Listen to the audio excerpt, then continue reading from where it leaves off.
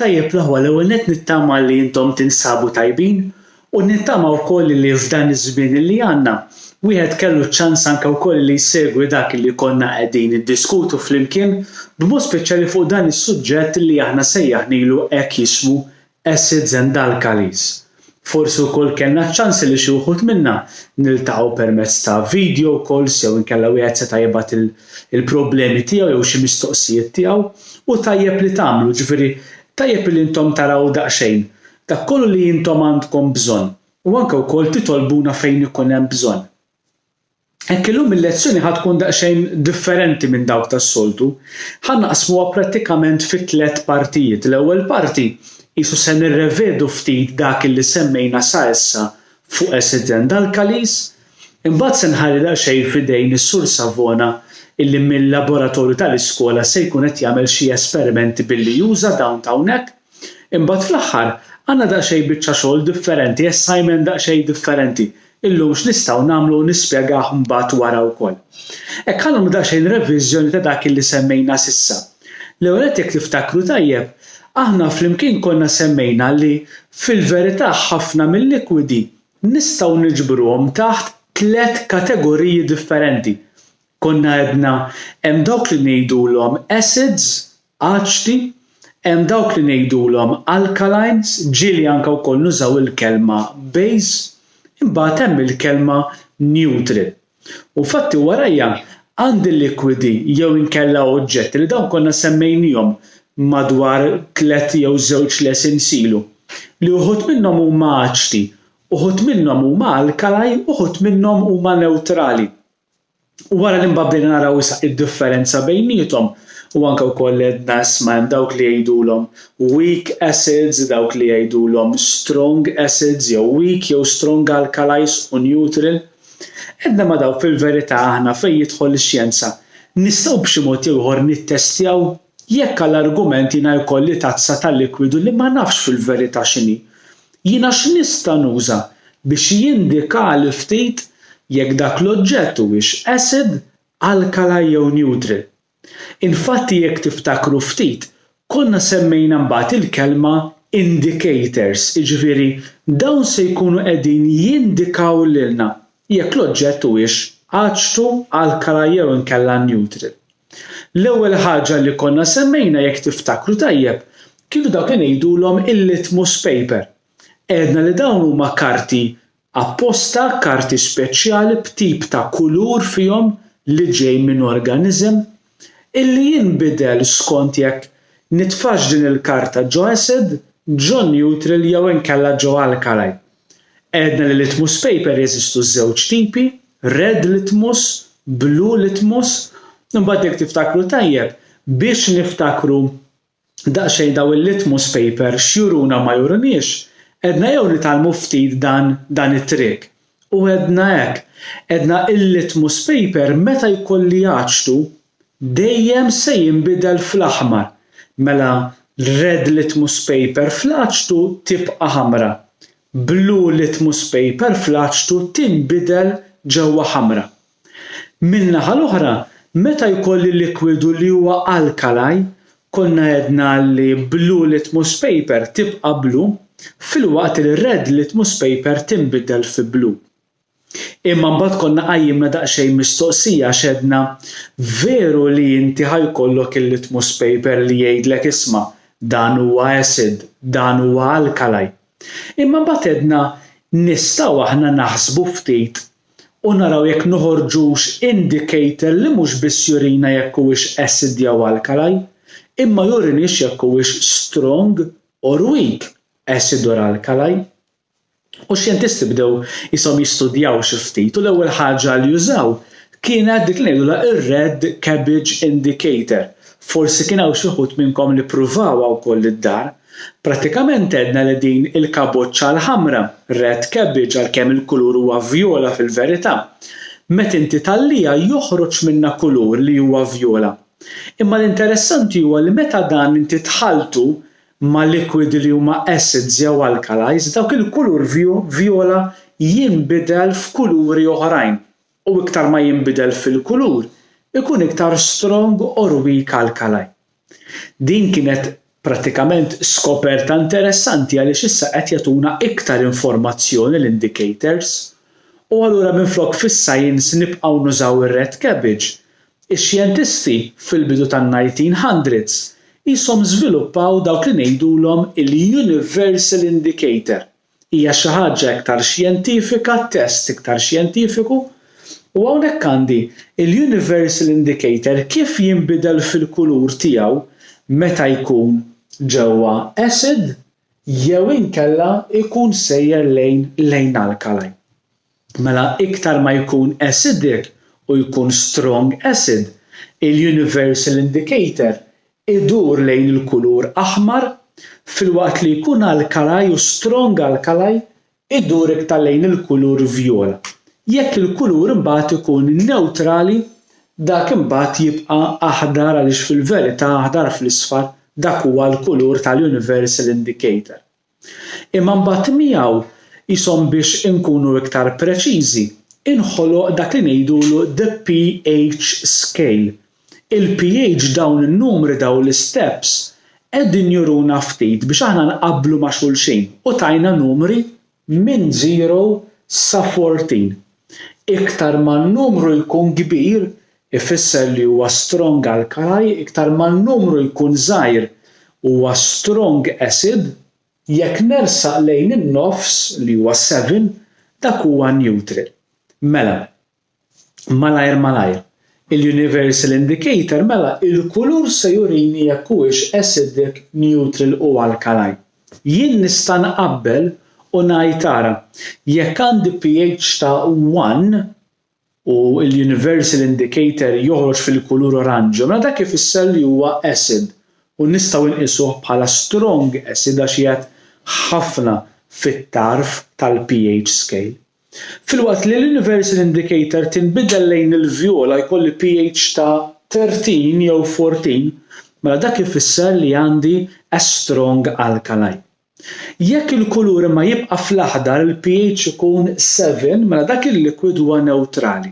Għandi dik li fl-Ingliż nużaw il-kelma spectrum, firxa ta' kemm jistgħu jkunu strong jew weak l-acids jew l-alkalis tiegħi. Min minnkom anke wkoll segwa l-aħħar lezzjoni jekk tiftakru wkoll, konna għamilna worksheet u jiswa għamilna guessing tal-pH number ta' ħafna mill-liquidi li wħud minnhom insibuhom fid-dar tagħna. Infatti kien hemm uħud li anke batulna irritati ta' din il-worksheet b'dak li immaġinaw bil-kulur li immaġinaw li se jagħtina l-universal indicator u mbagħad fil-verità dawn x'kienu.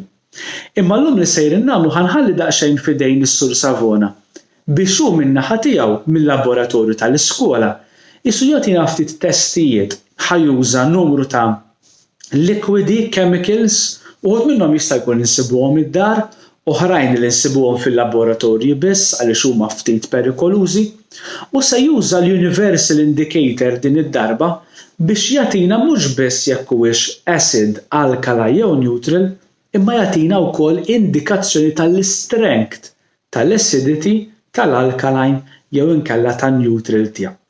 Imbagħad wara se ngħaddu għat-tielet parti. Mela ħanħalli daqsxejn fis-Sur Savona biex minn laboratorju tal-iskola jagħtina daqsxejn hekk iktar informazzjoni u demonstration tal-universal indicator.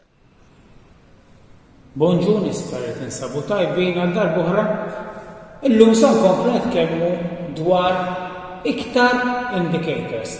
L-aħħar darba tkellimna fuq litmus paper li għadna li jeżistu tnejn, il-blue u l-ħamra, u għadna wkoll li huwa il-litmus paper limitat għal fatt li kull ma jgħidilna biss jekk kimika hix acid jew alkali. Billi jekk tiftakru sew għadna li blue litmus turns red in acid, red litmus turns blue in alkali. Fl-ilma blue litmus u red litmus ma jbidlux il-koluri. U tiftakar sew għattilkom li bħala indicator huwa indicator limitat għax jgħidilna biss kif għattilkom la jekk hux strong acid, lekk hux weak acid, lekk hux strong alkali, u laqqas jgħidilna jekk hux weak alkali. Fil-chemistry u fis-sciences isistu diversi tipi ta' indicators li jgħidulna.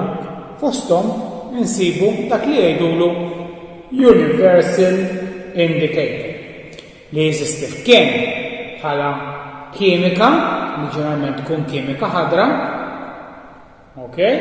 ħadra, jew inkella pH paper. U il-fatt li għandna l-pH paper, kull pH paper tiġi magħha dak li jgħidulu sheet, karta.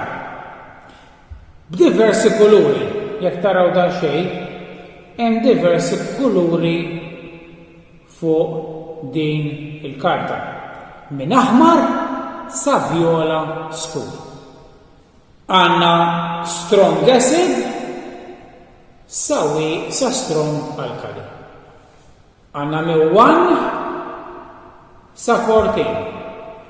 pH 1 to 3 huma strong acids, 4, 5, 6 huma weak acid, fin-nofs għandna 7 li huwa neutral, 8, 9, 10 huma weak alkalis, 11, 12, 13 u anke 14 naslu għal strong alkalis. U dan huwa tajjeb tal-universal indicator, pH paper, pH indicator. Għax jieli sa jgħidli jekk dik il-kimika li għandu qudiemi ix acid jew le, u mhux biss, jgħidli wkoll jekk dik il-kimika li għandu qudiemi jien hijiex b'saħħitha jew le. U sa nikkonfermawha issa. Naqbad naqra pH papers u sa nuża flok il-kimika nuża pH paper u qudiemi għanżomm dil-karta. Din kieku intom qegħdin hawnhekk fil-lab kontu tagħmluha ukoll. Tukom il-kimika qudiemkom u tittestjaw b'din il-karta llum. U taraw intikom dix-sheet qudiemkom u tqabblu l-kulur tal-kimika li hawn mawek. U fil-karta fil-notes tiktbu xtip ta' pH, jekku strong, jew kull kien ikun eksperimenti imma ċirkostanzi sfortunatament ma jippermettux u allura qed nagħmel dan għalikom. U għadu attenti għal dak li se jsir. Mela jiżna żomdu qudiemi.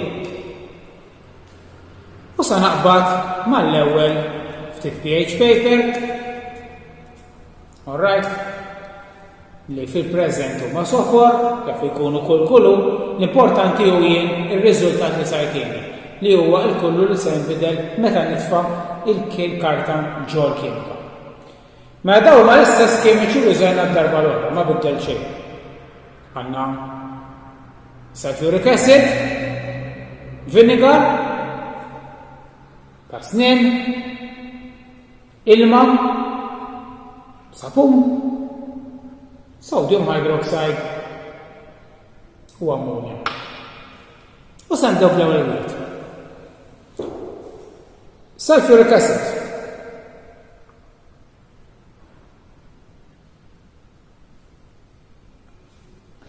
Sulfuric acid għawek li huwa daljut tani il-kulur jisu number 2. Number 2. Mela, għal fil-fatt t-teħmar issa, għal t-sir iktar ħamra, mela, sulfuric acid huwa bej 1 u 2, ma nistgħu ngħidu li huwa strong acid. Ups, tajjeb. Vinegar, għal għamlu l-ħall. Il-ħall nużaw ħall-ikel, mela aktarx mhuwiex strong acid, huwa weak acid, imma nikkonfermaw. Ekku, il-kulur tiegħu huwa bej 3 u 4, la jmissil for la orange allura nikkonfermaw li il-vinegar huwa weak acid. Jekk taraw il-kuluri differenti bejn dan u dan, hemm differenza. Il-vinegar huwa oranġar, l-acid, sulfuric acid, huwa orange skur ħafna jeqleb fl-aħmar. Mela nikkonfermaw li dan huwa strong acid u dak huwa weak acid. Ħallihom quddiem. Ta' snien li l-aħla snin darba l-oħra ndunajna li mill-litmus paper ta' snien huwa acidic għax il-litmus qalbet red. Veru?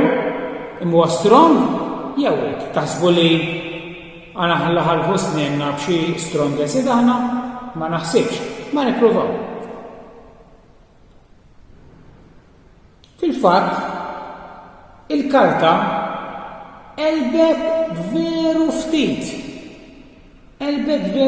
Kieku jiena ma provajċ il-litmus qabel, kont ngħid neutral da. Imma l-litmus orritni li jekkux acid jew alkali, u naf li huwa acidic. Mela la elbet veru ftit u nista' ngħid hawnhekk qegħdin bejn 5 u 6 nikkonfermaw mela li taħsel is-snien bi huwa slightly weak acid. Huwa weak acid.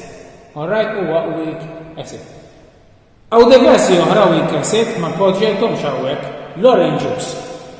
Għajtini dal-kulur. Il-koka, il-soft drinks. Ukoll, jekk nippruvaw bil-litmus paper jien, sajtini dan il-kulur bej orange jew isfar, għax huma weak acids. Ma tistax toqgħod is-snien nixrob ħafna koka, ħallih ġew snienek, ġo ħallek għalfejn, għax jibda jkollok is-snien. Mbagħad jibdew jittaqbulek u jagħmellek ħsara. Anke l-larinġ, ħadd il-larinġa aħsilha wara għalfejn għax l-għaxtu tagħha tibda tikollok il-cover ta' snien ta' barra. Mbagħad titħassrulek. Naddu għal kimika oħra, wasalna fin-nofs. Mela issa wasalna l-ilma. L-ilma għadna l-ewwa acidic, laqas huwa alkali, mela suppost jien l-ilma, pure water, x'kollu sajtin. Jekk nitfawha, tindunaw li qelbet kulur aħdar.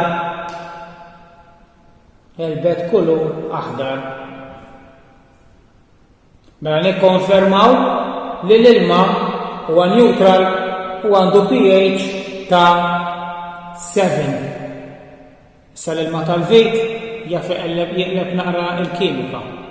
Li jekk ikun xalkali jew acidic. Imma pure water huwa green. U jekk tinnotaw saret ħadra sew. Mela konfermaw li pH 7 huwa green. Għana qelbu issa għan-naħa l-oħra. Mela għaw il-nofs, għaw din-naħa u għaw din-naħa l-oħra. Isna din ta' of war. Għaw il-ħabel fil-nofs, għaw għanna l-acid, l-iktar acid u għanna l-iktar alkali. Inqassamtom hekk bil-lest għalikom. U għanna issa 3 kimiki oħra. ħafna minn dawn kimiki diffiċli biex issib weak alkali. L-unika weak alkali li ssib jien huwa s-sakur. U fil-fatt aħna nafu li minn hawn saw s'issa tawna acid jew alkali biss u għadna naraw li huma alkalis. Issa nitfassa l-pH paper.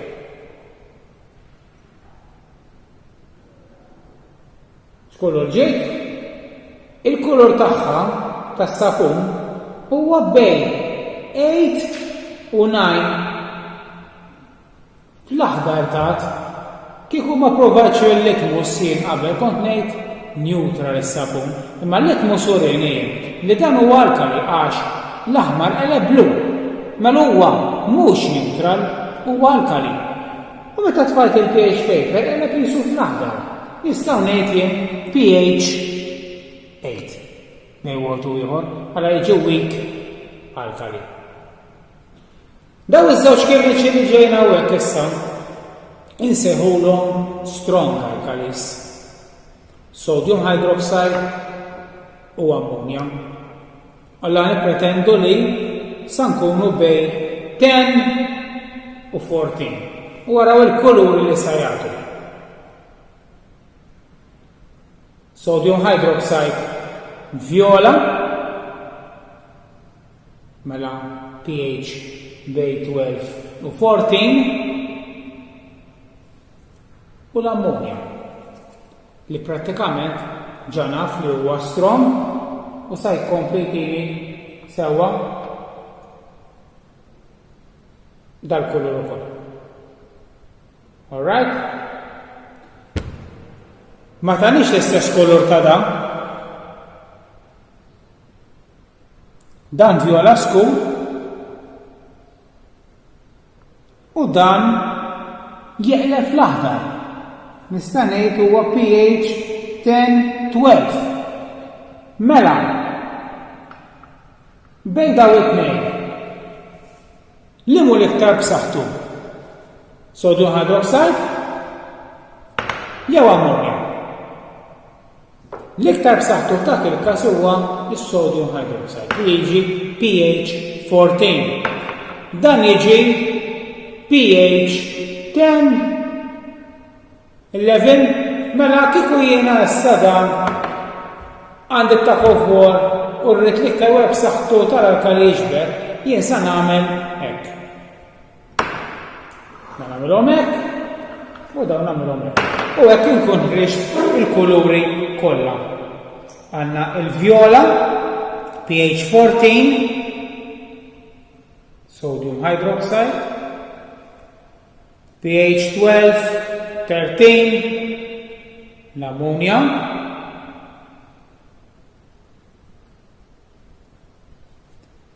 sapun aħdar iktar ċar naqra iktar ċar minn dan u iktar skur mill-aħdar tal-ilma mela pH 8 9 water aħdar li qabel eżatt ma' di pH 7 neutral u neqilbu għall-acids.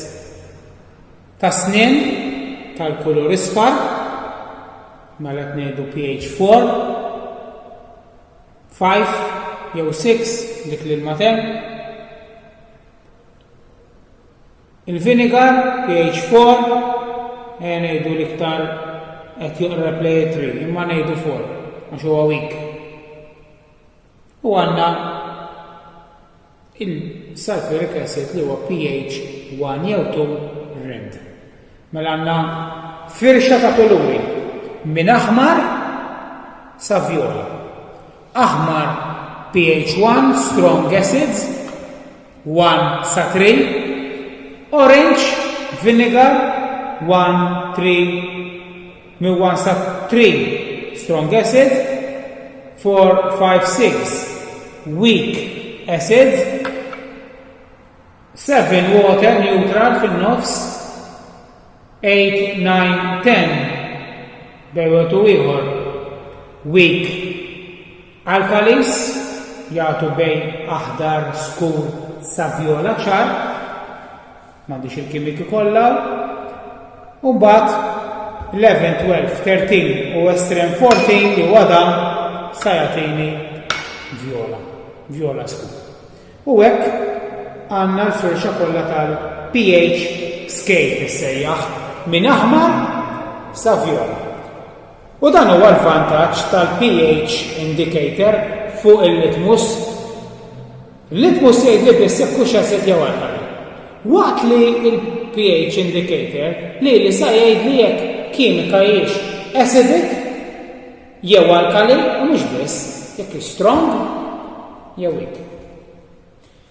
Verżjoni oħra tal-pH huwa dan huwa l-kimika liquid li jagħti l-istess kuluri. Skont il-kumpanija kif tipproduċi imma l-iktar flok jagħti orange skum jagħti naqra orange ċar. Skont il-kimika li tkun hawnhekk. Għalhekk inti dejjem importanti nimxu mal-paper indicator li jtina, mal-indication. Ħallina jekk jien għandi din nuża din. Jekk kien għandi tada għandi l-karta ġolleb ġewwa u nimxi magħha ħalli nkun naf eżattament il-kimika x'kullu qed ittini. ċari, ġewwek għandna issa it-tieni tip ta' indicator li huwa il-pH indicator. Tajbek, nirringrazzjaw ħafna lis-Sur Savona tal-ħin u anke wkoll ta' dak li urina. Hekk wara li issa għamilna revision ta' dak li semmejna s'issa fl-acids and alkalis. Rajna d-demonstration tal-Universal Indicator fadal it-tielet parti. L-ewwel nett tajjeb li nsemmi daqsxejn żewġ affarijiet. Prattikament acids and alkalis fadal lezzjoni oħra għaliex fadal step ieħor x'idu nagħmlu u nagħlqu dan is-suġġett.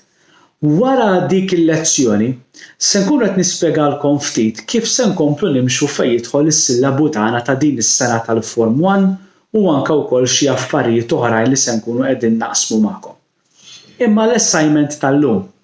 Dwar l-assignment tal-lum se jkollna quiz.